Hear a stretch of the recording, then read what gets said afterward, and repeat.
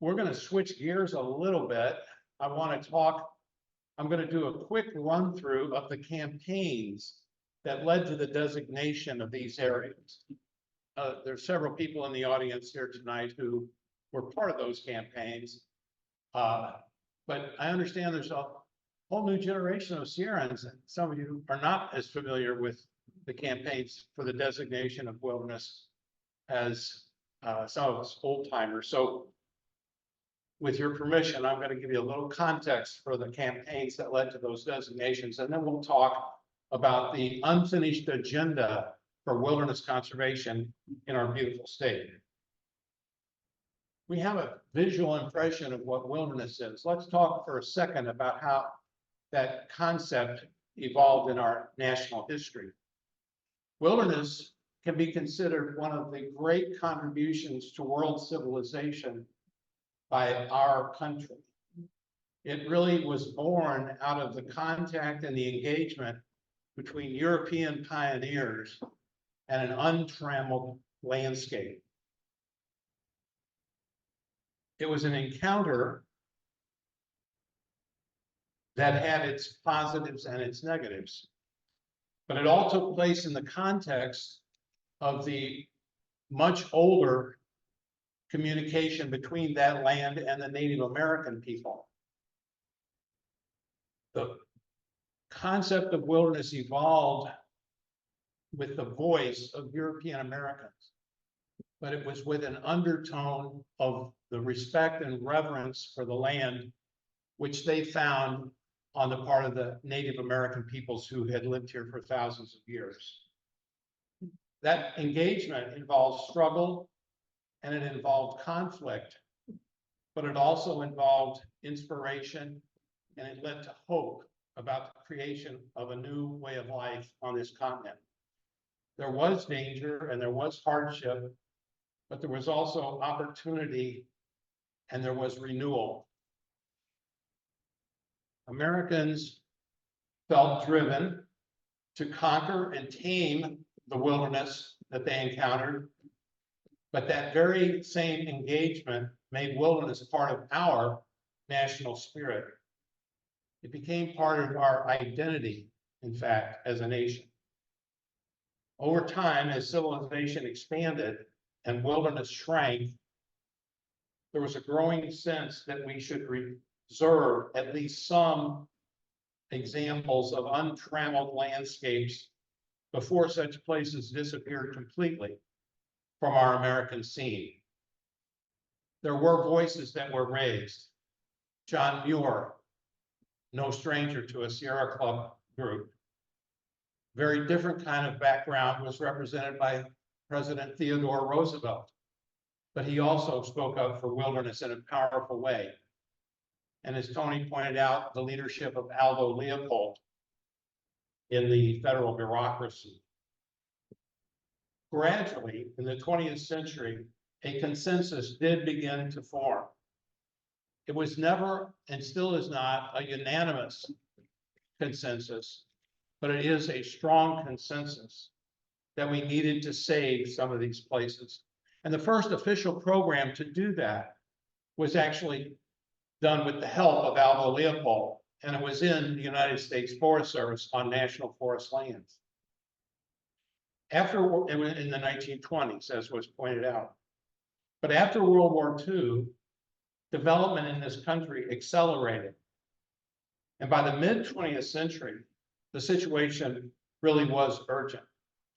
Wildlands were shrinking and disappearing at a very rapid rate. If any wilderness was going to survive in our national landscape, there needed to be a secure, safe haven for those lands. Finally, in the 1960s, a political movement finally matured. The Sierra Club was very much involved in that. But I would say even more so the Wilderness Society and Howard Zahniser and those Bob Marshall, people like that. But finally, to make a very long story short, in September of 1964, federal legislation was passed, the Wilderness Act, creating a national wilderness preservation system. Now, this act grandfathered in a whole series of wilderness areas that had been previously designated administratively by Congress. I mean, by the Forest Service. But any additions to the system would require a federal act of Congress in order to add them to the system. But they had to be certain criteria, which gets to the question that was asked earlier. They have to be federal lands. They can be from various agencies, not just the Forest Service, the National Park Service, the Fish and Wildlife Service, even the Bureau of Land Management. Their primary characteristic, as was pointed out earlier, to quote the act, was where the earth and its community of life are untrammeled by man. But it goes a little further. What does that mean? Well, one of the things it means is they have to be roadless. It also specifically says that there have to be outstanding opportunities for solitude and primitive recreation. And generally, they have to be at least 5,000 acres so that there's a sense of spaciousness. Spaciousness is integral to the concept of wilderness. Now, at first, most of the areas that were in the system and that qualified for the system were in the mountainous west, understandably enough.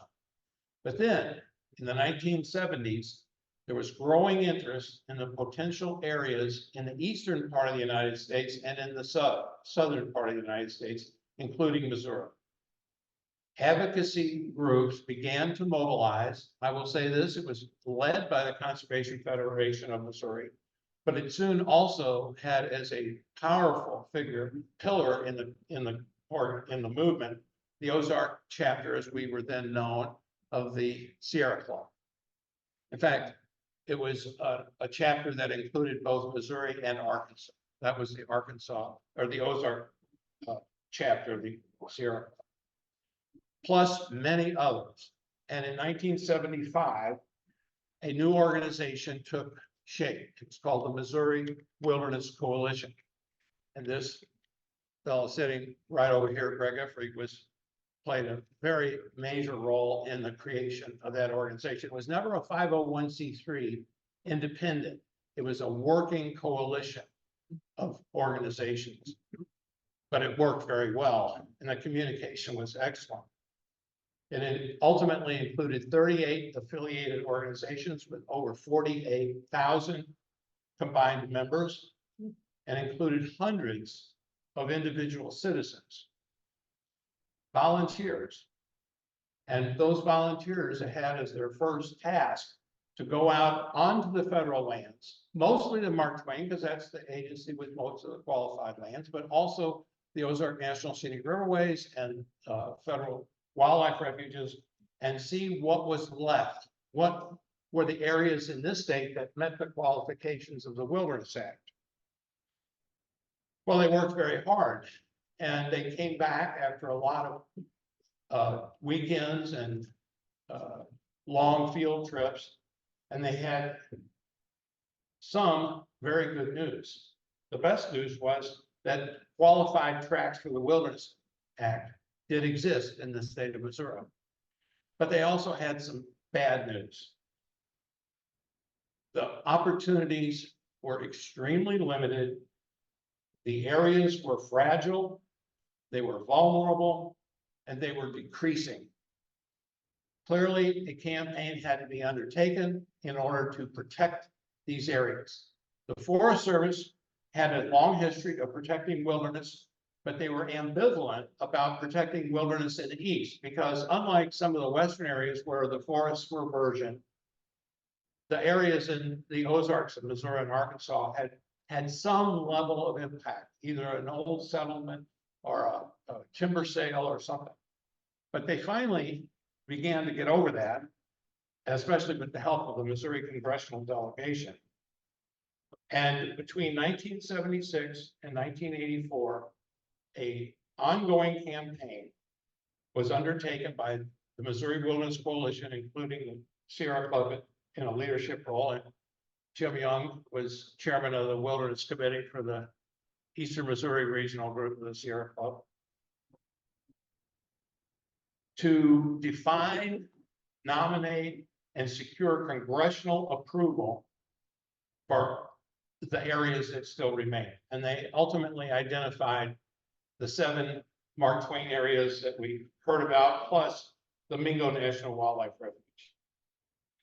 Something that I think is very important, and I find heartbreaking in contrast today, is that every single one of those wilderness areas had to be acted upon by Congress. And they were, and every single one had bipartisan support from the Missouri congressional delegation. And I think it's also important to note that every single one of them remains popular and beautiful and important to this day. The field work that was undertaken also identified the fact that there were other areas that also qualified for wilderness, but they hadn't been studied to the same degree. We didn't know as much about the boundaries. In some cases, there were some private inholdings at the time. And so there were 7 areas that were not quite ready for congressional action. And so the Missouri Wilderness Coalition had an important mission, and that was to further study those other 7 areas on the Mark Twain and to undertake the protection of those areas through as much administrative protection as we could get for them short of congressional action. Remember, to be a designated wilderness area, you have to have a congressional act to designate it. And so we had to figure out ways to get the Forest Service to protect them to some degree, if possible, while we developed the political support. Well, those 7 areas were studied, boundaries were identified, and they were confirmed to have authentic and valid wilderness characteristics that could be protected in the wilderness system. And ultimately, we developed a proposal in 2007 to bring those back. But here's what we found out. The Missouri congressional delegation had changed its character. The political dialogue in this state had changed its tone. There was no appetite for bipartisan support for this kind of legislation, and to the same extent that there had been in the late 70s and early 80s. And so we became really focused on doing what we could to protect these areas administratively, in the hopes that at some point in the future, we will have a different political environment and we will be able to protect these areas through legislative designations. So what I'm going to do is, now that you've heard the history lecture, can I be heard? Is this? It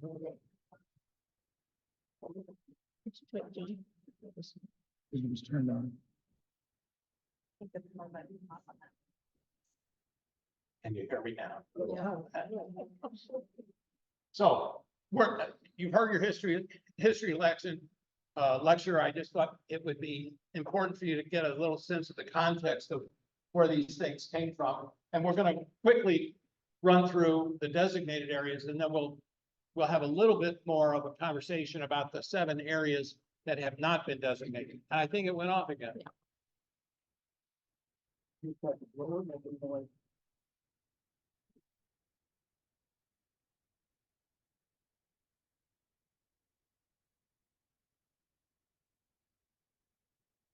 Switch.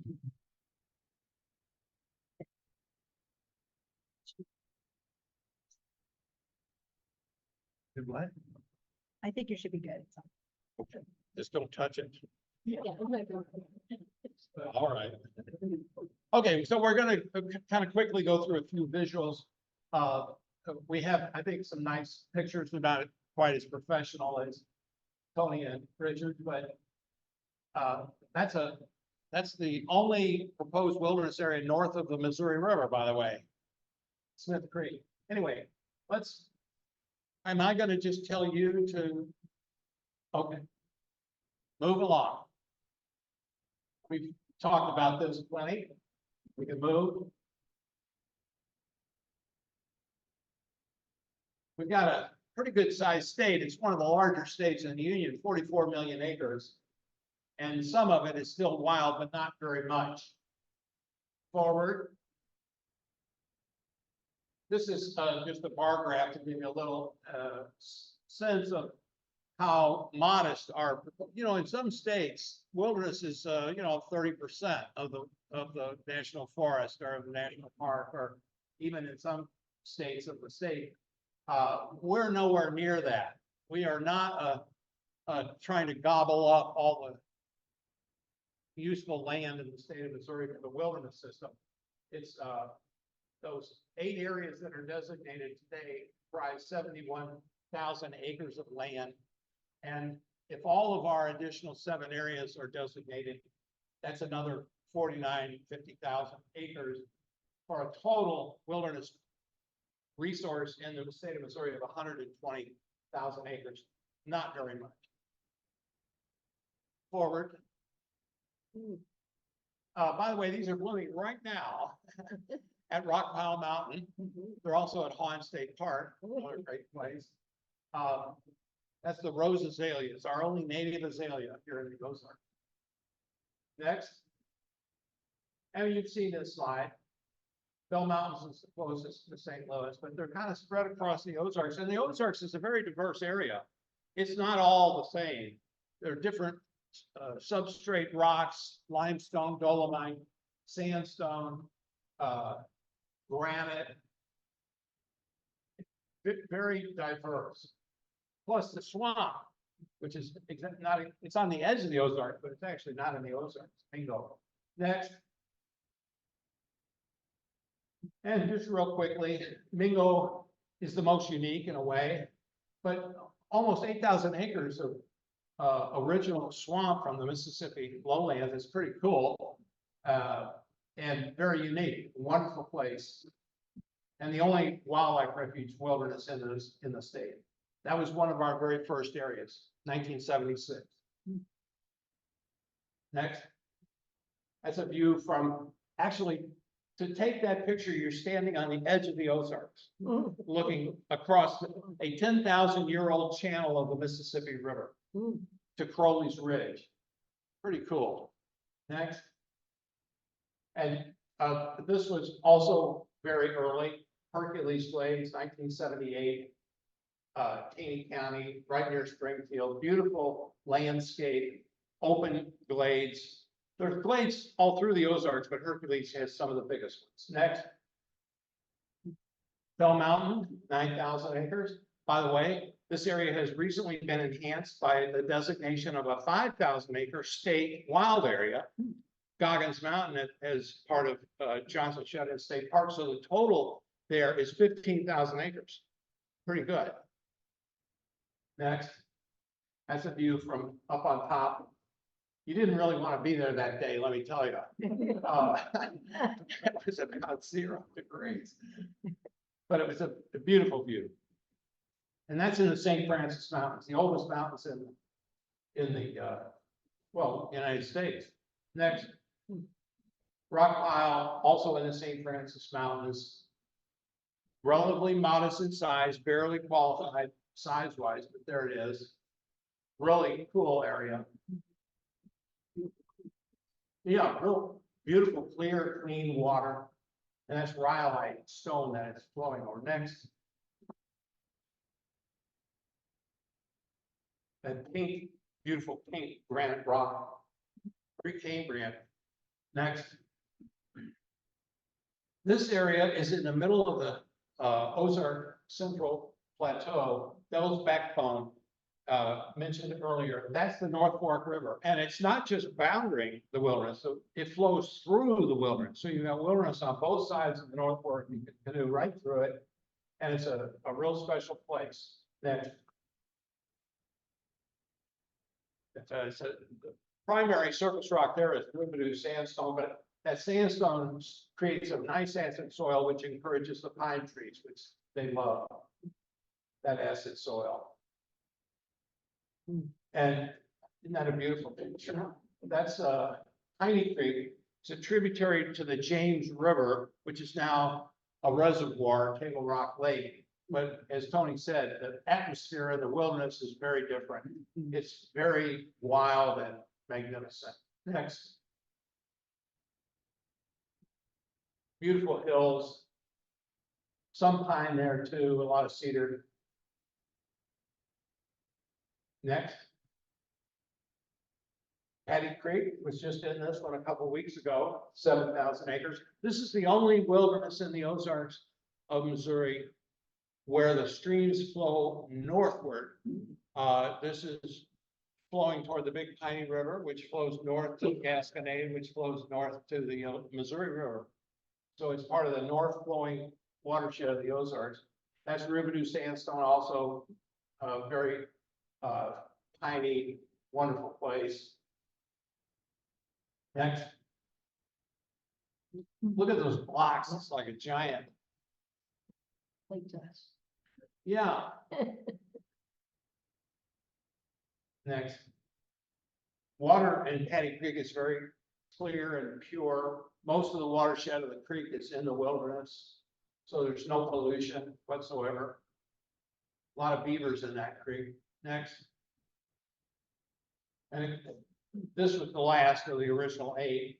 It took the longest time because it was adamantly opposed by the Missouri Mining Congress, and it was also not supported by the congressman for that area. The Sierra Club staff in Washington, D.C. told me that acre for acre, they'd never worked as hard on a wilderness designation as they did on the Irish wilderness. You know, it's one thing to fight over millions of acres of Alaska wilderness, but we had them tied up in knots for years on 16,000 acres. But it was worth it. Oh, man. The 11 Point River flows along the edge of this wilderness, and it's the largest of our areas, and it's really magnificent. Really magnificent. It has an authentic wildness. If you've been out west, you know what I'm talking about. It really is a space that's big enough to haunt you and to make you understand and feel the immensity of primordial natural landscape. Next.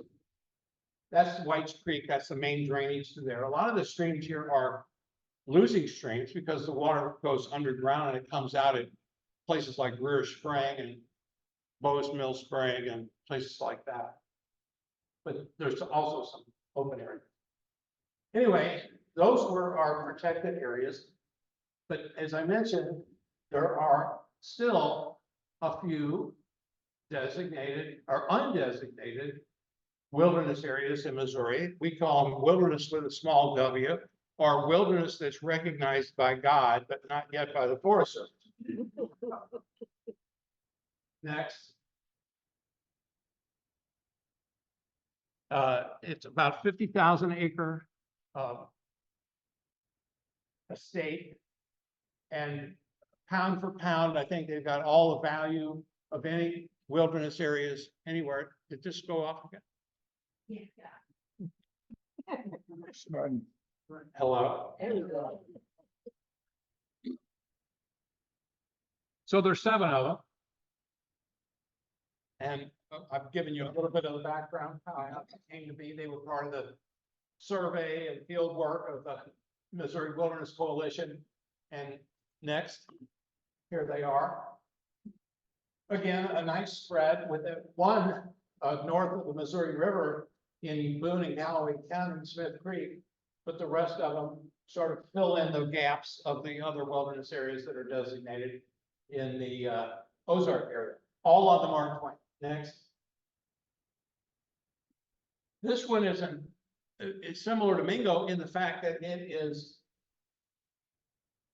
unique in the sense that it is partly not on the, it's a one wilderness, but part of the acreage is on the Mark Twain National Forest, but part of it is also part of the National Park Service as part of the Ozark National Scenic Riverways. And its protection goes back to the 1920s because the National Park Service portion was purchased in 1926 or 7 for the state park, Big Spring State Park, which was subsequently added to the Ozark National Scenic Riverways. And it's all in Carter County down near Van Buren. And the Big Spring itself, of course, is not in the wilderness. It's adjacent to the wilderness, but all this area drains part of the watershed. But that is a classic. It's the only wilderness in the watershed of the Current River. What you think? Surely we ought to have at least one in the watershed of the Current River. But isn't that a lovely rolling landscape? This is one of the few wilderness areas in Missouri. Because of our topography, you normally can't, like you can out west, get a nice view of a vista of a wilderness from the road, you know, where you can drive up and see. This is one of the few. There's a Skyline Drive south of Van Buren. If you drive that Skyline Drive, this is what you can see. It's really very nice. And it's a way for anybody to appreciate wilderness. You don't have to be a hiker or a paddler. You can just enjoy it from the threshold. I call it a threshold experience. But again, beautiful pine trees. Go ahead. There's a map, and you can see this red line. That's the dividing line between Forest Service property to the west on the left, and on the east, on the right, is the Ozark National Scenic Riverways, the old Big Spring State Park. But you combine them together, you got 8,000 acres. It's really very special. And this is the Ozark Trail that goes through there. That red line on the western portion. And we've got to protect that because they're starting to let motorbikes and stuff on parts of the Ozark Trail. And or mountain bikes, I'm sorry. Mountain bikes are okay, I guess, but they don't mix with wilderness because it's not just motorized intrusion, it's mechanical intrusion. And so wilderness is a place where you can get away from that sort of stuff. Next. Big oak trees and big pine trees in there. Next. Another nice view. And here's the favorite of a lot of people in St. Louis, understandably. This is the largest of our undesignated wilderness areas in Missouri. This is Lower Rock Creek. It's in Madison County, mostly, a little bit in Iron. And it is the most pristine example of a St. Francis Mountain stream watershed left. Plus, it's 13,000 acres. It's by far the largest unprotected, undesignated wilderness resource on the Mark Twain. Next. And you can see Lower Rock Creek is that main stream watershed flowing from west to east into the St. Francis River, flanked on either side by beautiful mountains and igneous cliffs, Black Mountain in the south, Wolf Hollow up on the northern part, and it's really close to silver mines if you're familiar with that. But it's wonderful. Next. Clear, clean water flowing over this Precambrian rock, billions of years old. Next. Nice fall color. Look at that water. Crystal clear. Next. Now, what's this doing here? Is this a Mingo slide that's been lost and put out of its own place? No. We have swamp cottonmouths in Missouri in the Boot Heel, but we also have what we call hillbilly cottonmouth in parts of the Ozarks. In fact, if I want to see a cottonmouth, the first place you'd think of to go is Mingo, but the second place you'd think of is Lower Rock Creek. That for some reason, the cottonmouths love this creek.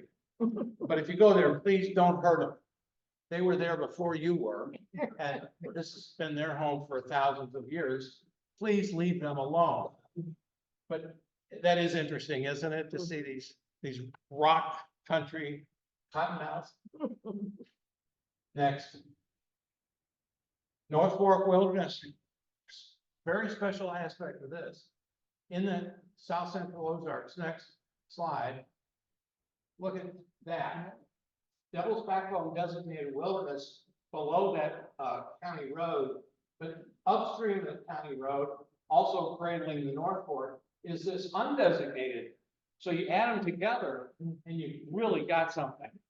You've really got a pretty significant island of integrity there. And look, see all this land on either side, outside the forest? It's been cleared. That's been cleared of trees for pasture. So protecting these wilderness areas is also protecting the original character of the Ozark landscape. Next. Wonderful Rubidoux sandstone cliffs. Look at the size of that pine tree there. Next. And again, the North Fork flows not just along the boundary, but through this wilderness area. Next. Smith Creek. Now, we said 5,000, but Congress can make an exception. And we think that Smith Creek qualifies as an exception. It's on the Mark Twain, but it's a gem. It's a concentrated little package of wildness right in the, it's almost like a metropolitan area between Columbia and Fulton and Jefferson City. And in that triangle is about, I think, 14,000 acres of Mark Twain National Forest. And this 2,000 acre area gem at the heart of it. Next. And you can see it's along Cedar Creek on the west boundary, and then Smith Creek is the main tributary through this 2,000 acre area. And because it's so close to the university and so many schools and such a large population, it's very popular with people, and people use it for wildflower walks, birding, outings, etc. So I think it has a lot of wilderness value, even in a small package of 2,000 acres. Next. There's Cedar Creek along the edge in the spring foliage with the misty atmosphere. Beautiful. Next. Okay, Spring Creek. I don't know if you've ever heard of a recreation lake called Nodlet Lake. It's in the Ozarks. It's a beautiful place. Well, Spring Creek sort of protects that landscape. Nodlet Lake was built by the CCC. And the picnic areas and everything, it's very atmospheric of that era. And around that is this protected wilderness. Next, that's Spring Creek itself. And there you have it. It's also on the Willow Springs Ranger District of the Mark Twain. Wonderful place. Next.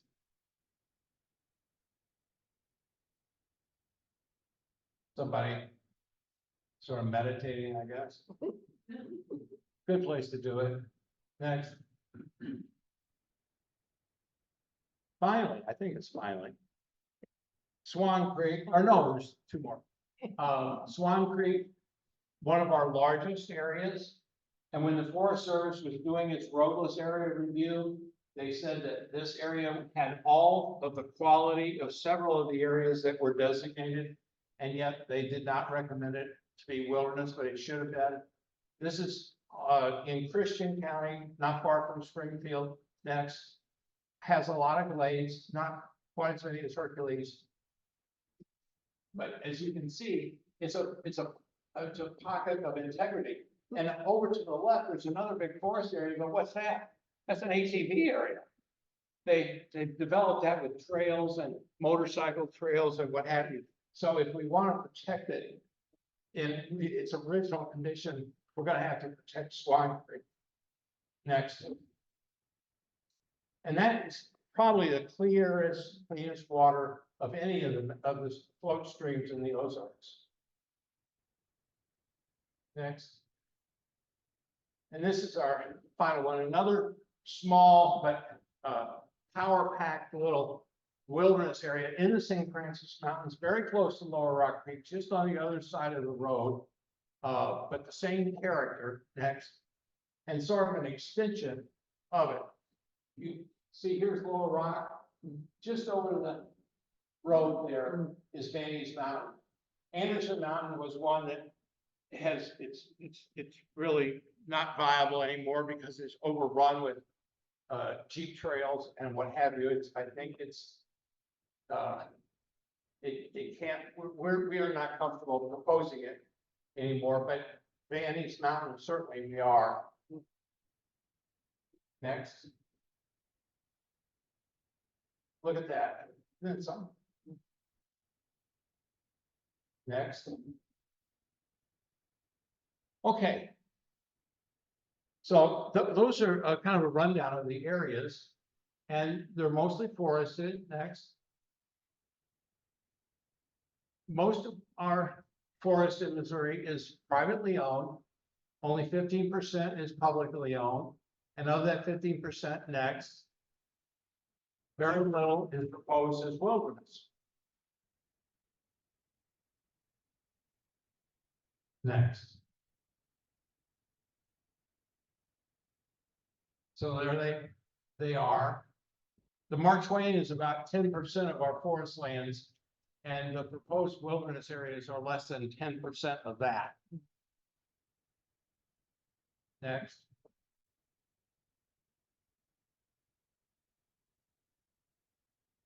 And of that 120 total wilderness acres, 108 or 9 would be wilderness, which is a very modest percentage.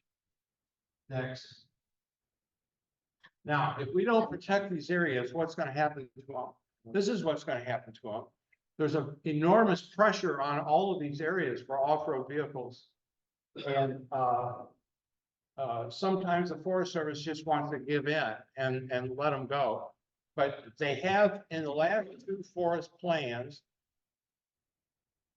designated these 7 areas as special in some way or another. In the 1985 plan, they designated them as sensitive areas. And then in the revised 2005 plan, they described them as semi-primitive, non-motorized recreation areas, which was in their system called 6.1 areas. Well, that's okay, but they are under pressure constantly. And we have to stand up for these areas if we don't want them to disappear, because believe me, they will. Next. That's what people like to do. And all you gotta do is turn on the television at night and see the ads. Yeah. This is what they advertise as fun. Yeah. This is the way you're supposed to enjoy your public lands. And, you know, we can't totally change the world, but what we can do is we can protect pieces of the world. And hopefully that can be a radiant energy of health and sanity to educate the people over time. Next. So, in the current condition, these 7 areas still have a high level of integrity. They have beautiful watersheds, they have high quality waters, and they're worth protecting. The Sierra Club has had a long history of advocacy for these kinds of areas. They were involved in the Wilderness Act in the first go round. They were absolutely involved in the Missouri Wilderness Coalition and the designation of our 8 areas. We urge and plead that we take an interest in these remaining 7 areas of the Mark Twain. They're the only wilderness we have left. It's a modest proposal. They deserve protection. And I think the people in this room should be part of the movement that helps to provide permanent protection for them in the future. Thank you.